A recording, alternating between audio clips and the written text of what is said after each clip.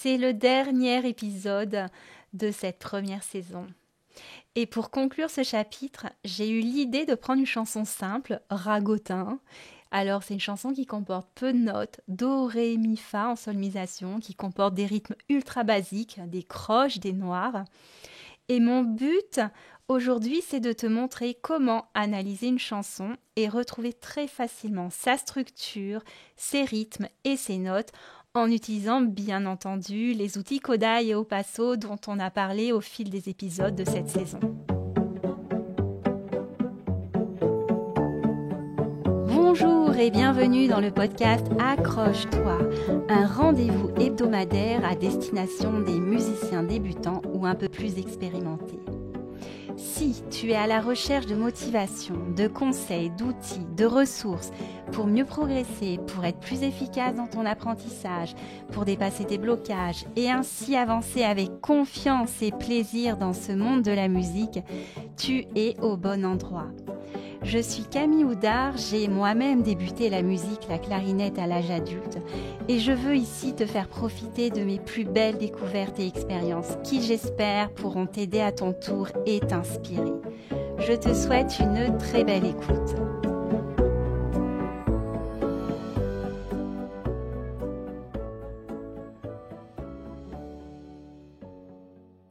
Salut, j'espère que tu vas bien. Alors récemment, ma mère, qui rangeait son grenier, a retrouvé un livre qui date de mon enfance et qui s'appelle Vieilles chansons et rondes, Vieilles chansons et rondes tout simplement, et qui a été illustré par Maurice Boutet de Monvel. En fait, c'est une réédition d'un livre assez ancien qui date de la fin du 19e siècle. J'ouvre le livre et qu'est-ce que je découvre ? Un petit mot de ma grand-mère écrit avec son encre bleue turquoise très particulière. Ma grand-mère qu'on appelait Manzé.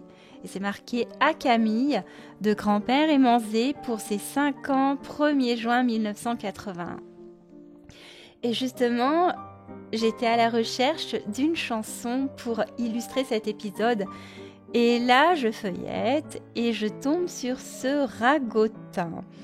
Je vois une belle illustration d'un homme avec un verre à la main, un eau piché dans l'autre main qui est en train de tituber. Je commence à la lire. Ragotin, ce matin, a tant bu de pot de vin qu'il branle, qu'il branle. Et là, je me dis, ouais, ok, je regarde en solmisation, oui, il y a du do, ré, mi, fa, quelques croches, des noirs, mais c'est parfait. En plus, elle est accompagnée d'un petit descriptif d'activités à faire pour les enfants. Donc, c'est marqué, les enfants se tiennent les uns derrière les autres et chantent en se balançant en mesure pour imiter l'ivresse de Ragotin. Parfait, franchement, moi j'adore. Donc on va utiliser cette magnifique chanson de Ragotin qui branle, qui branle. Et mon objectif, c'est de te montrer comment repérer la structure de cette chanson, comment repérer ses rythmes, comment identifier d'oreille ses notes et grâce aux outils Kodály dont je t'ai parlé au fil de cette saison. Alors, première chose, quand on découvre une chanson, quand on découvre une mélodie, une musique, c'est vraiment d'aller voir sa structure, sa forme, de combien de parties elle est composée, combien il y a de phrases, est-ce qu'il y en a qui se répètent. Alors là, dans cette chanson, c'est ultra simple, on a 2 phrases qui d'ailleurs se répètent. On a Ragotin, ce matin, a tant bu de pot de vin qu'il branle, qu'il branle. Première phrase, Ragotin, ce matin, a tant bu de pot de vin qu'il branle, qu'il branle. Deuxième phrase, facile. Après, prochaine étape, c'est d'aller voir si on est sur un rythme plutôt à 2 temps, à 4 temps, à 3 temps. Est-ce que c'est plutôt binaire? Est-ce que c'est plutôt ternaire? Alors là, on peut s'aider des pas au passo qui permettent de bien comprendre quand on fait... il y a un pas qui correspond aux 4 temps, 1, 2, 3, 4. Il y a un pas qui correspond aux 3 temps, 1, 2, 3, 1, 2, 3. Ou un pas qui correspond aux 2 temps, 1, 2, 1, 2. Après, autre façon de le faire sur des chansons très simples comme ça, c'est vraiment d'aller entendre les accents. Les accents qui correspondent à chaque fois au premier temps des mesures. Donc là, si on chante ragotin ce matin, a tant bu de pot de vin qu'il branle, qu'il branle. Donc on a cette accentuation sur ragotin ce matin.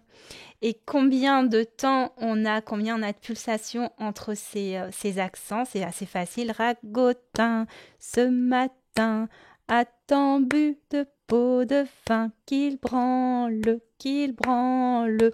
On entend bien un, deux, ragotin ce matin. Donc on est vraiment sur des mesures à 2 temps.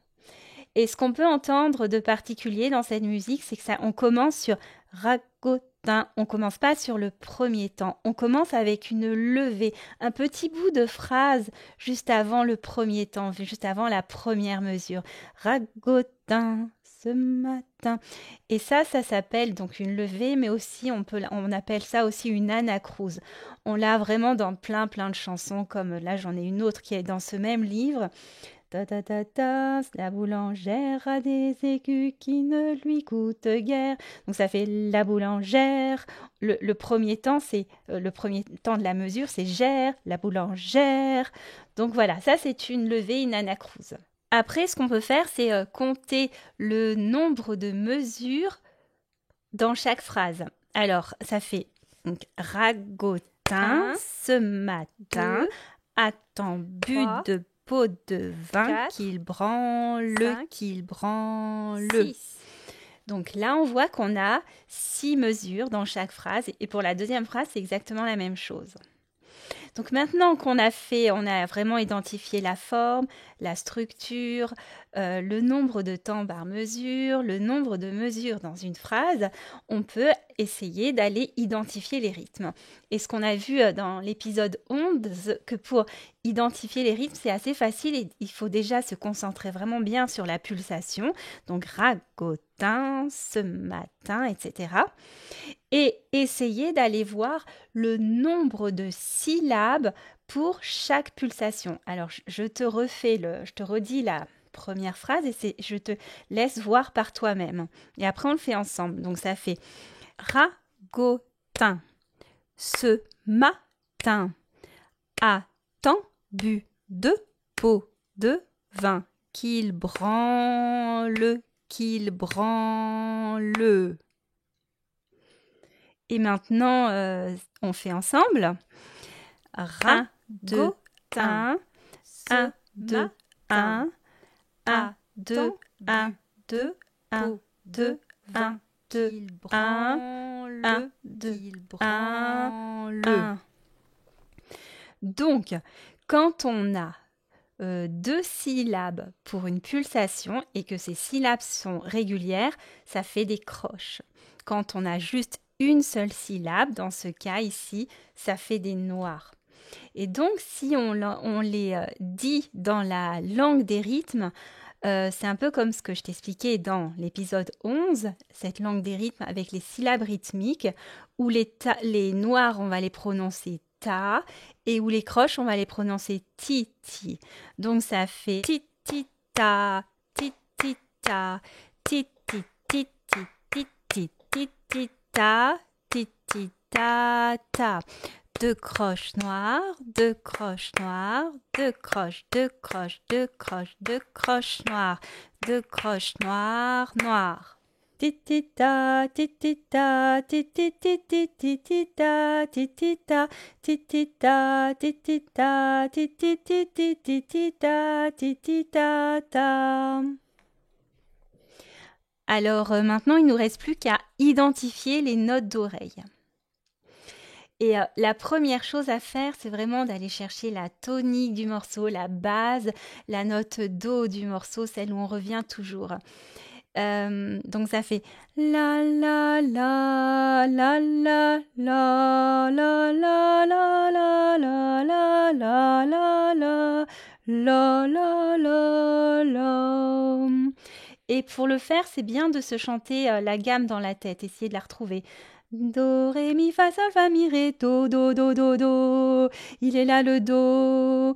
Ré, ré, do, na, na, do, na, na, na, na, na, na, na, do, mi, ré, do, do, ta, da, do. Et puis après, t'imaginer un petit peu de voir la mélodie qui monte, qui descend, comme si c'était un escalier. Donc ça commence par la, la, lo, do, ré, mi, ré, do. Ah, c'est un ré. Ré, ré, do. Après, ça se répète. Ré, ré, do. Et après, du do, ça va monter et ça va redescendre. Do, da, da, da, da, da, da, do. Ré, mi, fa, ça monte et ça redescend. Mi, ré, mi, do, mi, ré. Donc ça fait vraiment ré, mi, fa, mi, ré, mi, do, mi, ré, do, mi, ré, do. Donc vraiment, il y a c'est toujours bien de se dire la mélodie do, ré, do, et de bien avoir le mi, ré, do, mi, ré. Essayer d'improviser avec ces do, ré, do, ces 3 notes qu'on retrouve beaucoup. Après, il y a juste une fois le fa, mais vraiment, c'est mi, ré, do, mi, ré. Donc, quand on chante toute la mélodie en solmisation, dans cette langue des notes, ça fait ré, do, ré, do, ré, mi, fa, mi, do, mi, ré, do, mi, ré, do. Elle n'est pas si facile parce qu'il y a beaucoup de do, ré, mi, ré. On a peut-être tendance un petit peu à confondre des fois le mi et le ré. Voilà, donc c'est pour ça que c'est bien de s'entraîner vraiment à entendre ce mi, ré, mi, ré, do. Donc voilà, là on connaît la structure, on connaît le rythme, on connaît le note. Et si on devait réécrire sur partition cette mélodie, c'est assez facile parce qu'on sait qu'au départ on part avec 2 croches, qu'on a une espèce d'anacrouse, on sait qu'on a 2 temps par mesure, on sait que des fois on a des noirs, on a entendu aussi les croches, on sait qu'il y a des tas, des titis qui sont les croches. Et maintenant on a le nom des notes, les notes en solmisation. Après, si on devait écrire ces notes sur une portée, sur une partition et sur une portée à 5 lignes, c'est pas très compliqué. Après, il faut savoir comment ça fonctionne. Donc là, on serait vraiment en écriture relative. Alors, pour simplifier, tu peux imaginer, tu regardes ta main avec la paume vers l'extérieur, tu regardes vraiment ta main et tu imagines que chacun de tes doigts correspond à une ligne de la portée. Comme il y a 5 lignes, il y a 5 doigts, ça tombe bien. Et imaginons qu'on mette le do, par exemple, sur la 2e ligne. Donc ce do, le do, la note de base, elle serait sur la 2e ligne. Le mi, il serait donc sur la 3e ligne. Donc sur la 2e ligne, ça donne l'annulaire. Et le mi, il serait sur le majeur. Et le sol, il serait sur l'index. Ça fait do, mi, sol, mi, do. Et entre ces lignes, entre tes doigts, tirer placer le ré et le fa. Donc ça ferait do sur l'annulaire,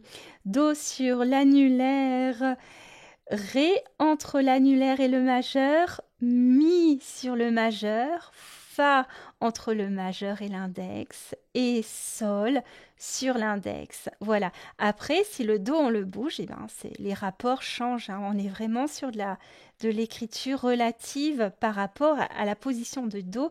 Et le do, dans la pédagogie Kodály, il est mobile. J'espère que je t'ai pas perdu parce que là, expliquer ça sans me voir, c'est très compliqué. Tout ce que je veux que tu retiennes aujourd'hui, c'est que finalement, grâce aux outils de la pédagogie Kodály, c'est assez simple d'analyser une mélodie, de la comprendre, de retrouver ses notes, de retrouver ses rythmes, sa structure et même de la retranscrire sur partition. Voilà, j'en ai terminé pour aujourd'hui. On se retrouve donc dans la 2e saison qui commence dans 4 semaines exactement, le 27 février. Dans cette nouvelle saison qui sera différente, je veux vraiment t'amener de façon plus concrète, pratique, progressive, un peu comme aujourd'hui d'ailleurs, au fil des épisodes à explorer toute la gamme majeure, ses notes, ses intervalles, sa couleur. Ça passera évidemment par beaucoup de chansons, de l'improvisation, un peu de solfège aussi. Et puis on parlera de plein de sujets différents, de l'importance du chant, du corps, du mouvement, de la répétition, du plaisir aussi pour apprendre, également l'importance de développer les bases solides au départ. Rendez-vous donc le 27 février et pour ne pas oublier, je te conseille vraiment de t'abonner. À très bientôt.